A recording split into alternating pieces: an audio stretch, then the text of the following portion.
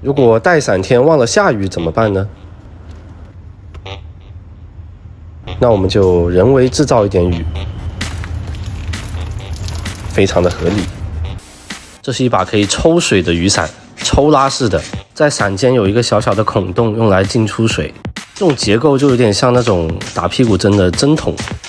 我们来抽点水演示一下。这个好吧，就这么的一抽一拉，但是有点奇怪。每次抽满的时候，它总感觉里面会带点空气。抽满水的时候，这个东西会比较长，然后慢慢把它推出去。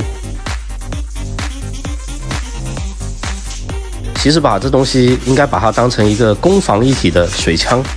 之所以把它做成透明的伞呢，就是为了更方便的观察敌情。然后你抽得太快的话，它多少都会带点空气在里面。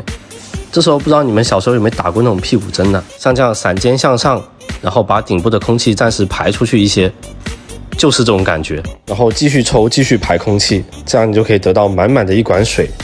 来吧，直接清空弹匣，还不错，但是只能在有水的地方玩。感觉这些奇葩的伞再攒一攒都可以出个合集了。就这样吧，下课。